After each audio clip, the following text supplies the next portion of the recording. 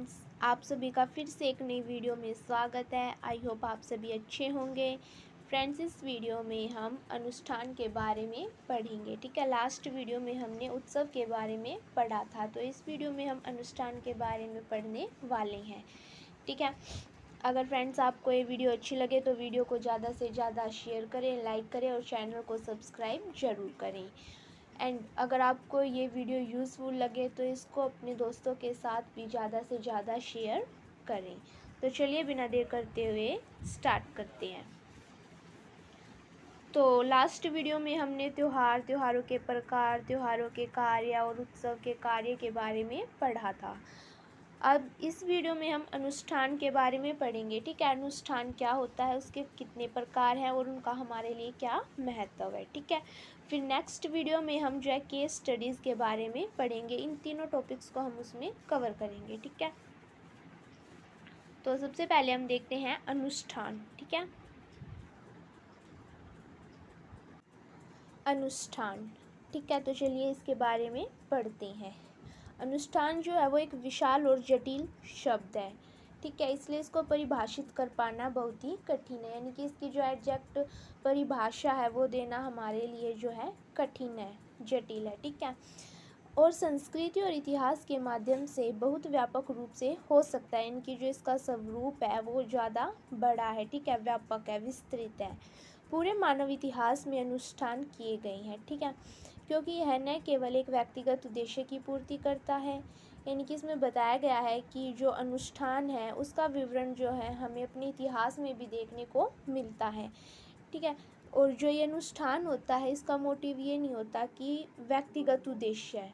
ठीक है, इसका मोटिव होता है कि सामाजिक, सांस्कृतिक और धार्मिक उद्देश्यों को पूरा करना है, ना कि व्यक्तिगत उद्देश्य को। ठीक है, व्यक्तिगत में क्या आ जाता है, व्यक्ति का स्वयं का, ठीक है, उद्देश्य पूर्ति करना, लेकिन ये इसके बिल्कुल विपरीत है। ये हमारे सामाजिक, सांस्कृतिक और धार्मिक उद्देश्यों को पूरा करता है। अनुष्ठानों में शक्ति, अर्थ और कार्य शामिल होते हैं। ठीक है, फिर आगे है विभिन्न विद्वानों ने, ठीक है, विभिन्न विद्वानों ने अनुष्ठानों की अलग अलग परिभाषाएं दी हैं। ठीक है, अलग अलग विद्वान और उन्होंने अनुष्ठानों की जो है अलग अलग परिभाषाएं दी हैं। ओके, उनकी परिभाषाओं के आधार पर अनुष्ठान को व्यापक रूप से सामाजिक तौर पर मानकीकृत, दोहरावदार, औपचारिक व्यवहार के रूप में परिभाषित किया जा सकता है। ठीक है, जो विद्वान हैं उन्होंने अनुष्ठानों से रिलेटेड जो भी परिभाषाएं दी हैं वो यहाँ पे बताई गई है। ठीक है, उस परिभाषाओं के आधार पर जो शब्दों के पैटर्न और क्रमबद्ध अनुक्रमों से बना है और प्रतीकात्मक अर्थ से संपन्न कार्य करता है। ठीक है, आगे है यह भावनाओं को नियंत्रित करने, सामाजिक समूहों का आयोजन एवं अनुभूति का मार्गदर्शन करने का एक महत्वपूर्ण साधन है। ठीक है, किसी व्यक्ति और समाज के जन्म से लेकर मृत्यु तक विभिन्न अवसरों, संक्रमणों और कार्यों को चिह्नित करते हुए अलग अलग अनुष्ठान देखे और किए जाते हैं। तो यहाँ पे बताया गया है कि कोई भी व्यक्ति है, ठीक है, या फिर हमारा समाज है, उसके जन्म से लेके मरने तक विभिन्न अवसर होते हैं। ठीक है, कार्य होते हैं, उनको चिन्हित करते हुए जो है अलग अलग अनुष्ठान हमें देखने को मिलते हैं। ठीक है, जन्म से लेके मृत्यु तक अनुष्ठान व्यक्तिगत और सामूहिक दोनों तरह से किया जा सकता है। ठीक है, जो अनुष्ठान होता है वो व्यक्तिगत भी हो सकता है और हमारा सामूहिक भी हो सकता है। ठीक है, व्यक्तिगत में क्या है, एक व्यक्ति से संबंधित होगा और सामूहिक में एक समूह के रूप में होता है। ठीक है, तो जो अनुष्ठान होता है वो दो तरीक़ों से किया जा सकता है। आई होप आपको इतना समझ में आया होगा।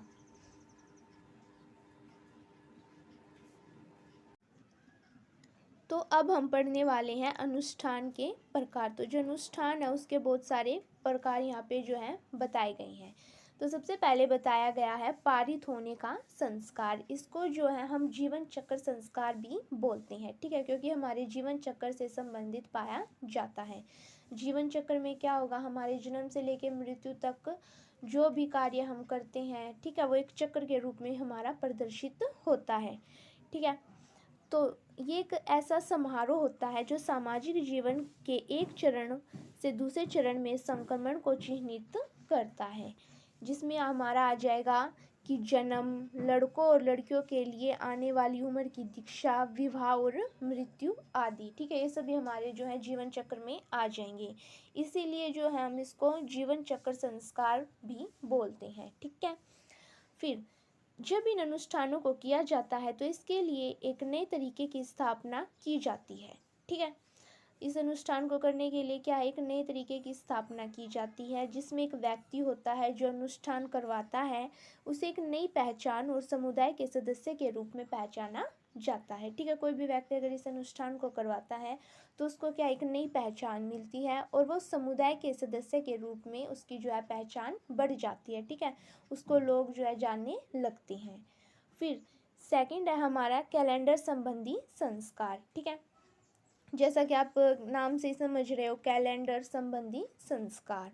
तो ये जो अनुष्ठान होते हैं ये समय समय पर और अनुमानित रूप से मौसमी परिवर्तन, मौसम, कृषि चक्र और अन्य सामाजिक गतिविधियों को चिन्हित करते हैं। ठीक है, तो जो ये अनुष्ठान होते हैं वो समय समय पर होते हैं। ठीक है, इनके लिए जो है तारीखें निश्चित होती हैं। ठीक है, या फिर कोई अनुमानित कर देते हैं इनको। ठीक है, हमारा जो मौसम परिवर्तन होता है या फिर उसके अकॉर्डिंग होती है, या फिर जो कृषि चक्र होता है उससे भी संबंधित पाया जाता है, या फिर इसमें हमारी कोई सामाजिक गतिविधियां होती हैं ये उसको भी जो है चिन्हित करता है, यानी कि प्रदर्शित करता है कैलेंडर संस्कार। ठीक है, इस प्रकार के कैलेंडर संबंधी अनुष्ठानों को आगे मौसमी समारोह और स्मारक समारोह में विभाजित किया जा सकता है। ठीक है, जो कैलेंडर संबंधी संस्कार है इसको जो है यहाँ पे आके फिर 2 पार्ट्स में इन्होंने जो है डिवाइड कर दिया है। तो अब हम वो देखेंगे। तो फर्स्ट जो हमारा वो है मौसमी उत्सव। ठीक है, जैसे कि नाम से समझ में आ रहा है मौसम के अनुरूप। तो इसमें क्या होता है, ये कृषि चक्रों जैसे, ठीक है, जैसे कि हम कृषि करते हैं उसमें रोपण करते हैं, फिर बुआई करते हैं, फिर कटाई करते हैं, तो ये सब क्या होता है मौसम के आधार पर ही होता है। ठीक है, फिर नेक्स्ट है हमारा समारोह। ठीक है, स्मारक समारोह। अब हम देखते हैं कि इसमें क्या होता है। इस प्रकार के त्योहार और अनुष्ठान महत्वपूर्ण ऐतिहासिक घटनाओं को याद करने के लिए किए जाते हैं। ठीक है, जो स्मारक समारोह होते हैं, ठीक है, उसमें क्या होता है, ये जो हमारी ऐतिहासिक घटनाएं होती हैं, ठीक है, जो पुरानी घटनाएं होती हैं उनको याद करने के लिए किया जाता है, जो इतिहास में घटित होती हैं। ठीक है, चाहे वो तारीख सटीक हो या फिर नहीं। ठीक है, इनकी बताया गया है कि चाहे वो तारीख निश्चित हो या नहीं, फिर भी जो है इनके प्रति जो है त्योहार और अनुष्ठान मनाए जाते हैं। जैसे कि हमारी गांधी जयंती होती है। ठीक है, ऐसे बहुत सारे जो हमारे अवसर होते हैं, त्योहार होते हैं जो एक निश्चित तारीख पर मनाए जाते हैं, या फिर वो कभी कभी क्या होता है घट बढ़ जाते हैं। ठीक है, यानी कि आगे पीछे हो जाते हैं। ठीक है, अब जैसे कि ईसाई कैलेंडर में 25 दिसंबर को यीशु के जन्म के रूप में मनाना। ठीक है, 25 दिसंबर भले ही एक ऐतिहासिक तथ्य ना हो, ठीक है, इनकी इतिहास में हमारे लिए महत्वपूर्ण ना हो, फिर भी जो है इसको मनाया जाता है। ठीक है, 25 दिसंबर आप सभी मनाते ही हो, क्रिसमस डे। ठीक है, चलिए अब हम आगे देखते हैं। आई होप आपको ये समझ में आ गया होगा। ठीक है, फिर तो अब हम पढ़ने वाले हैं आदान प्रदान और भोज के संस्कार। ठीक है, इन अनुष्ठानों में लोगों से भगवान को कुछ प्राप्त करने की उम्मीद के साथ साथ जो है प्रसाद शामिल होता है, जैसे कि अच्छी फसल, लंबी उम्र मांगना, मोचन आदि। ठीक है, फिर आता है हमारा 4th नंबर पर कलेश के संस्कार, यानी कि कर्म करके कष्टों को जो है कम करना या फिर उनको दूर करना। ठीक है, ये इसके अंदर शामिल होता है। इस प्रकार जो है इसमें होता है कर्म कांडों से निकलना, चंगे करना, शुद्धि करना, किसी को पाप से जो मुक्ति मिलती है, मासिक धर्म के प्रदूषण आदि जैसे कष्टों से बचाने के लिए जो है कलेश के संस्कार किए जाते हैं। ठीक है, ये बिल्कुल इजी है, आई होप आपको समझ में आ गया होगा। फिर नेक्स्ट है हमारा दावत, उपवास और त्योहार। इस प्रकार के अनुष्ठानों में धार्मिक और सांस्कृतिक भावनाओं का सार्वजनिक प्रदर्शन शामिल होता है। ठीक है, जो अनुष्ठान होते हैं ये हमारे धर्म से रिलेटेड और संस्कृति से रिलेटेड होते हैं और साथ ही साथ ये सार्वजनिक होते हैं, यानी कि सभी के लिए होते हैं। ठीक है, उपवास पवित्रता से जुड़ा हुआ है क्योंकि वे एक धर्म द्वारा निर्धारित किए जा सकते हैं। ठीक है, उपवास से आप सभी समझते होंगे व्रत करना ये। ठीक है, तो उदाहरण के लिए यहाँ पे बताया गया है कि ईसाई और मुसलमान उपवास का जो अभ्यास करते हैं क्योंकि यह केंद्रीय आध्यात्मिकता नेता के जीवन में महत्वपूर्ण खुलासे और घटनाओं से जुड़ा है। लोग दावत, त्योहारों और उपवास अनुष्ठानों में भाग लेते हैं क्योंकि यह उन्हें एक समुदाय के हिस्से के रूप में चिन्हित करता है, चाहे वह समुदाय समतावादी हो या पदानुक्रमित हो। ठीक है, तो कुल मिला के यही बताया गया है कि जो ये दावत, उपवास और त्यौहार, ये जो अनुष्ठान होते हैं वो सार्वजनिक होते हैं, इनकी सभी लोगों के लिए होते हैं। सभी लोग जो हैं इसमें भाग ले सकते हैं। ठीक है, वो दावत ले सकते हैं, उपवास कर सकते हैं, त्योहारों में शामिल हो सकते हैं। फिर आगे है हमारा राजनीतिक संस्कार, जैसा कि नाम से ही पता चल रहा है। ठीक है, ये जो अनुष्ठान होते हैं वो राजनीतिक और राज्य संस्थाएं जैसे कि राजाओं, गांव के बुजुर्गों या अलग अलग निर्वाचन क्षेत्रों और उपसमूह के राजनीतिक हितों के निर्माण, प्रदर्शन को बढ़ावा देना, इनके लिए किए जाते हैं। इनके कुल मिलाकर ये हमारी राजनीति से रिलेटेड होते हैं। राजनीतिक अनुष्ठानों के उदाहरण में हम देखें इंग्लैंड की रानी का राज्याभिषेक या हेल हिटलर की सलामी आदि। ठीक है, ये दिए गए हैं उदाहरण के तौर पर। तो आई होप आपको समझ में आ गया होगा कि राजनीतिक संस्कार क्या होते हैं।